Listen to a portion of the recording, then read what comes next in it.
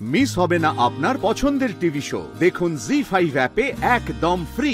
আপনি তো পালিয়ে গেলেন বুঝলাম, কিন্তু আহির বাবু আপনি তো সেখানে ছিলেন, তা আপনি কিছু করলেন না কেন? হ্যাঁ, আমি ওখানেই ছিলাম। আসলে আমি তো প্রথমে ঘটনাটা বুঝতেই পারিনি কি হয়েছে। তারপর গাড়ির থেকে নেমে ওই দৃশ্য, ওই রক্ত, আসলে আসলে রক্ত দেখিনি তো কখনো, তাই মাথাটা কাজ করছিল না, আর শরীরটাও কেমন একটা। আর যখন শরীরটা একটু ঠিক হলো, হঠাৎ দেখি ততক্ষণে গুরুপদদা পালিয়ে গেছে। কেন যে পালালো, আর ঠিক সেই সময় পুলিশ সেখানে চলে আসে। আমি কিন্তু ওখানেই দাঁড়িয়েছিলাম, আমি কিন্তু পালাইনি। আর কেনই বা পালাবো বলুন, আমি তো কিছু করিনি না। আর পুলিশ এসে আমাকেই দোষী ভেবে বসলো। আমি অনেকবার বলার চেষ্টা করলাম আমি কিন্তু কিছু করিনি, কিছু করিনি, কিন্তু আমার কোনো কথা না শুনে আমার নামে এফআইআরটা লিখে দিল। ইওর অনার, অ্যাক্সিডেন্টটা হওয়ার পরে যখন আমরা খবরটা পেলাম, হিট অফ দ্য মোমেন্টে আমরা আহিরের নামেই এফআইআরটা করে ফেলি 107 নম্বর পাতায়।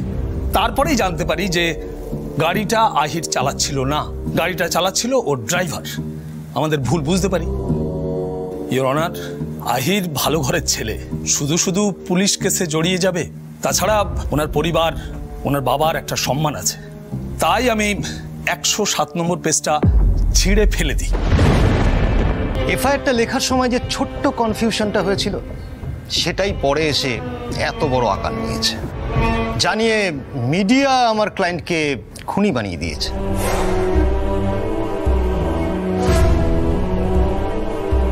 শুভেন্দুবাবু, আপনি এইমাত্র আদালতে জানালেন যে আপনি ভুল বোঝাবুঝির জন্য এফআইআর এর পাতা ছিঁড়ে ফেলে দিয়েছিলেন, তাই তো? ঠিক তাই। কিন্তু আপনি তো প্রেস কনফারেন্সে বলেছিলেন বানান ভুলের জন্য নাকি আপনি পাতা ছিঁড়েছিলেন।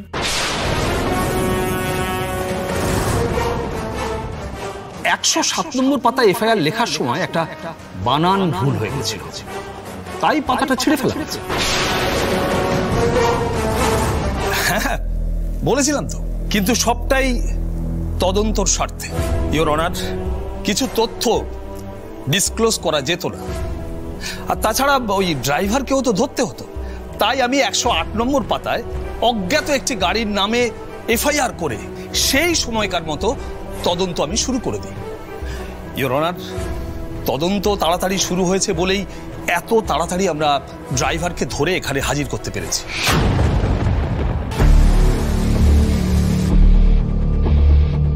সাব্বাস শুভেন্দু, এই তো এইবার আমি আসল শুভেন্দুকে দেখতে পাচ্ছি। That's all my Lord.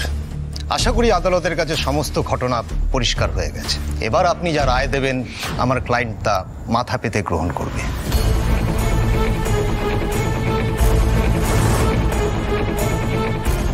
তাহলে আমরা সবাই ভুল ভাবছিলাম, আহির ভূমিকা আসলে নির্দোষ। ও যোগ্য দাদা, কোথা থেকে কি হয়ে গেল? আমাদের কাছে প্রমাণ থাকা সত্ত্বেও এদের এই মিথ্যাটাকে আমাদের সত্যি বলে মেনে নিতে হবে। আমি যেটা ভাবতে পারছি না, কিছুতেই মানতে পারছি না। পনা কেস এখন আমাদের হাতের বাইরে চলে গেছে। এখন মহামান্য আদালত যা রায় দেবেন সেটা আমাদের মেনে নিতে হবে, কিচ্ছু করার নেই।